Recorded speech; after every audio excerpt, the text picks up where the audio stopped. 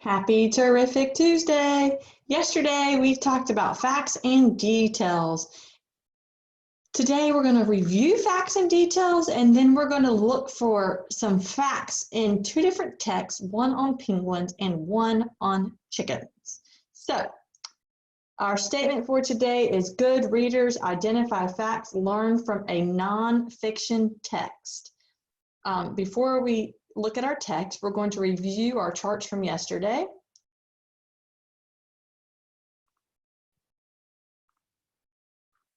Okay. Yesterday, we learned that a fact is something you can prove. Well, we knew that, but we learned more about facts and how details support facts. So a fact is something that you can prove. In this poster, the boy is selling newspapers. The detail that supports that fact, to make it clear, is that a piece of information that goes along with the fact. The detail that goes with the boy is selling newspapers is the newspaper was printed today. Let's look at the next one. And the statement on this chart says, I can tell details that support a fact. A fact is information we can prove to be true. Here's an example of a fact. A flower is a plant. That's a fact. It's proven to be true. A detail helps provide more information about a fact. The detail that supports that fact, to make it clearer, is that a flower has leaves. Here's another chart. I really like this chart for explaining and kind of telling us more about facts and details. Authors include facts and details in their writing to help communicate information and ideas to their readers. Facts. Facts can be proven true and provide information about a topic. The example here is plants need sun to survive. The sun helps them make food. Details. Details provide more information about the facts and make them clear to the reader. The details that go with the fact the plants need sun to survive, the sun helps them make food, are energy from the sun is absorbed by the chloroplast in the leaves and is converted into food for the plant. And we worked on this little example here. Our fact was that a cat is an animal, and the two details that go with that fact to make them clear are a cat has 4 legs, a cat must have food, air, water, and shelter to survive. Okay, so like I said, we're going to be looking at more facts and picking out facts out of nonfiction texts. So we know that nonfiction texts are informational texts. They give us information about a topic or a subject. And nonfiction is full of facts, not only in the actual words, but also in the pictures or the photographs. So first, we're going to look at a text on chickens. So let me make sure let's make sure that you guys can see chickens. Okay. So we're going to look at a text on chickens. Here we see the table of contents. The title of our story is The Life Cycle of a Chicken. Nonfiction text, they have table of contents. That's a text feature. Chickens are birds. Most chickens are raised on farms for their eggs and meat. Male chickens are roosters. Female chickens are hens. There's the rooster and there's the hen. I like that picture in the labels that go great with the words. Chickens come in many colors and sizes. They have wings to fly short distances. Feathers keep their bodies warm.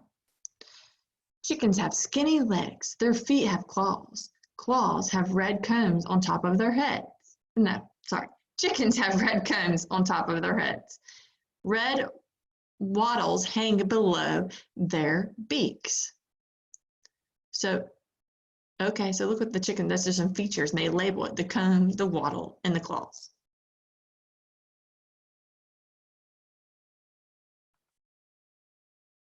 Chickens grow and change in stages. The stages of a chicken's life cycle are egg, chicken, and adult. I like those photographs and labels: egg, chicken, adult.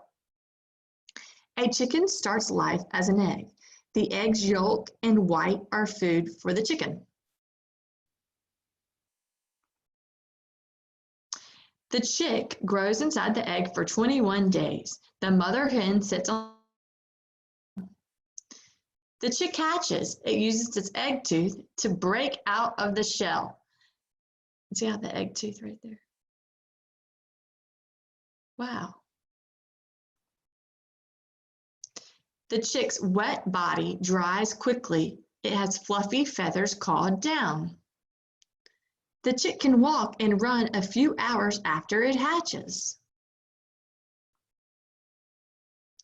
The chick must be kept warm for the first week. The air where it lives should be 95 degrees Fahrenheit, which is 35 degrees Celsius in the metric system. The chick drinks water and eats a mix of grains, plants, meats, and vitamins.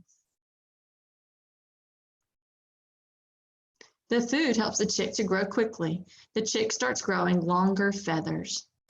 At 6 weeks, the chick starts to roost. It moves to a perch where it sleeps at night. The chick is all grown up when it is 20 weeks old. She is a hen and is ready to lay eggs. A rooster struts around a hen and shows off its feather. The rooster and the hen mate. The hen prepares her nest. She sits in it and moves around to make it the right shape. She arranges and fluffs the bedding. The hen lays on the eggs. The hen lays an egg. Sorry, I had to self-correct. The egg is the start of a new life cycle. So there we have our glossary. That's a feature of nonfiction text, informational text. I guess we could do the quiz real quick.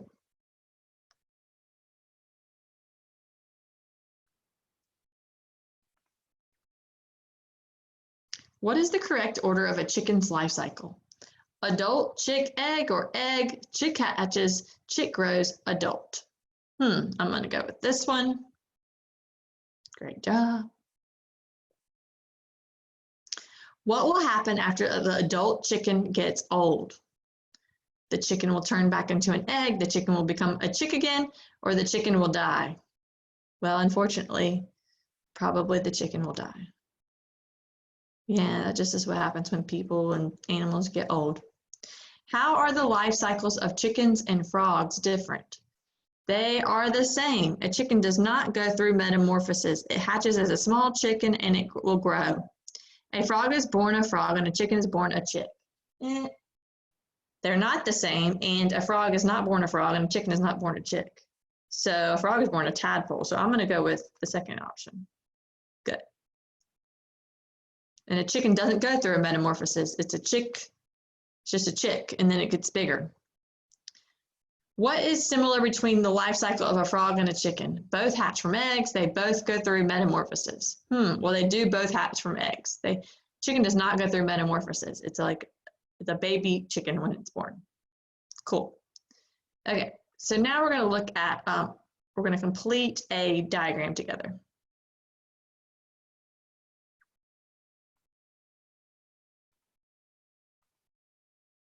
So the title of our text was, let's see, the title was, it was just chicken, just chicken.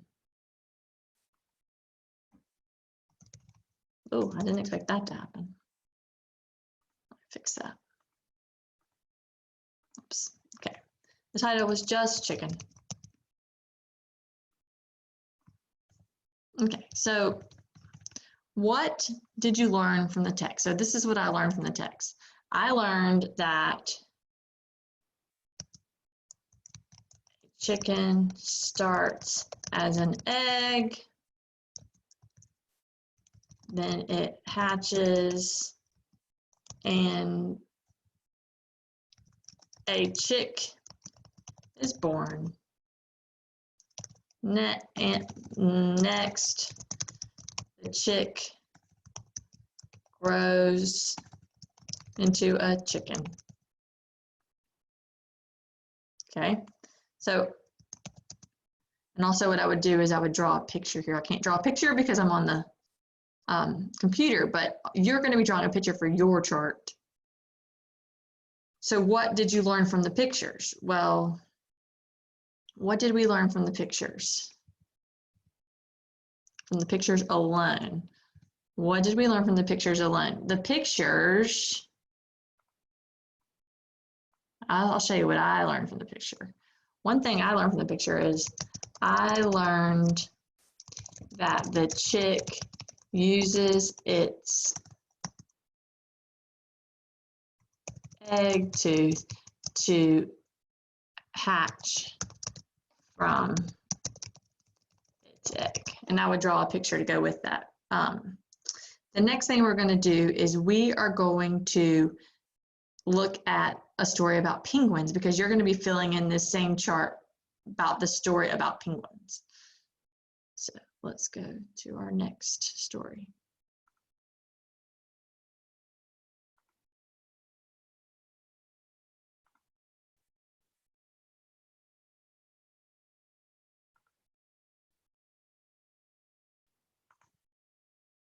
All right. Let's make sure you guys can see that. Explore My World, Penguins. That's going to be your title.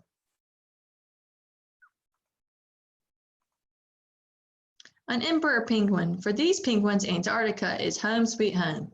It's a frozen, snowy place without lakes or rivers or a single blade of anything green. Waddle. This tall as a first grader bird doesn't mind that the temperatures are below zero, way below zero. Their bodies are perfect for a refrigerated life. A baby penguin would not survive long in the frozen world by itself. Luckily, emperor parents know how to protect their little one. After mom lays an egg, she rolls it from her webbed feet into dad's, oops, careful. When the egg is safely atop dad's feet, whoo, he lowers a special feathered pouch to keep it cozy. Well, that's something new. I didn't know that the dad penguin sits on the egg. Mom leaves right away. She needs to find food, and for that, she must travel to sea. She will walk many miles before reaching water. Her leathery feet march across the snow. Her sharp claws grip icy spots. When she finds the sea, Mom will feast for weeks. Wow. Brr, why Antarctica? How can penguins live in Antarctica? Leathery webbed feet are great for standing on ice and swimming. Feathers are tightly packed and waterproof. Underneath, a layer of fat called blubber helps protect against the chill. Cool, I love these pictures. They give us more information about how this penguin can live in Antarctica with its feet and its feathers and its blubber. Shiver, bone chilling cold, icy winds, blizzards. The penguin dad stands through it all, keeping the egg safe and warm. He does not get a break for 2 long months, not even to eat. Whoa. To keep from freezing, all the father penguins in a group or colony huddle close together. They take turns shuffling into the toasty middle, then out again. Wow, that's adorable. Mom penguin returns to the colony in July or August. She and dad call back and forth until they find each other. Why, hello, chick.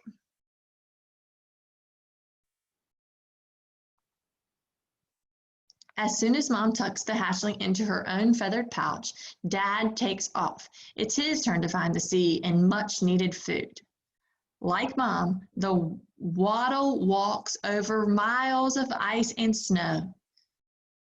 He sometimes flops forward to toboggan, pushing with his feet and flippers.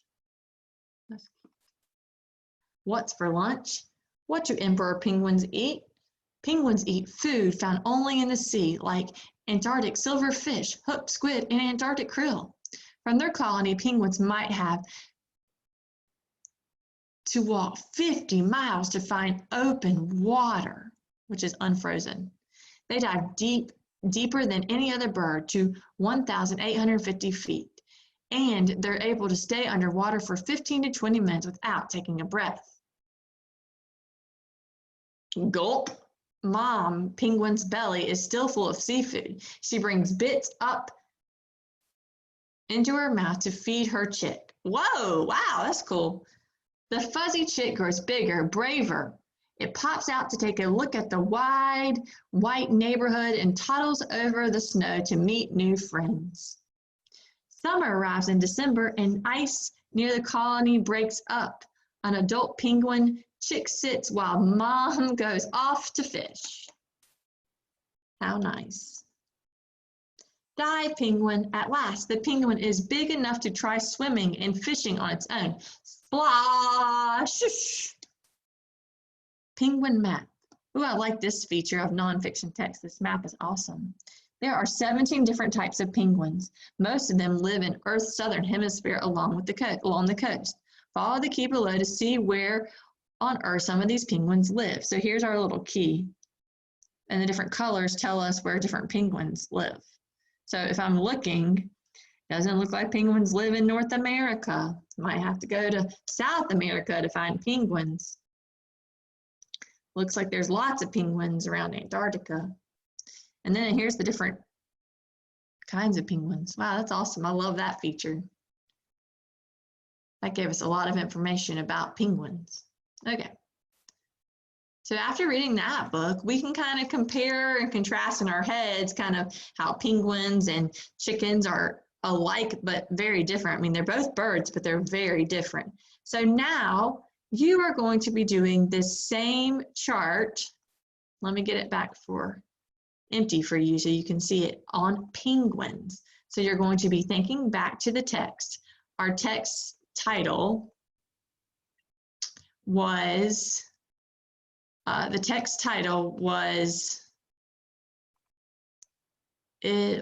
it Emperor Penguins? I think it was Emperor Penguins. Yeah, Emperor Penguins was the text title. So that's going to be your text, your title for this graphic organizer or this chart. And then the first question says, what did you learn from the text? So something that you learned from the text, and then you're going to include illustration here in this box. Just a simple little illustration. And then it said, what did you learn from the picture? So sometimes in nonfiction text, there's a lot of facts that we can learn just from within the pictures. So you're going to write about what you learned from the pictures down here, and then an illustration. So what I would really, really like for you to do is to make sure that you have a sentence for each part of this, not just a word. This is first grade. Let's have a sentence. And if you can't print this, you can always kind of draw your own and write your own in your Word work journal. Then you're going to take a picture of it once you're done and send it to me. I can't wait to see your work. I look forward to seeing your illustrations too. Thanks, friends.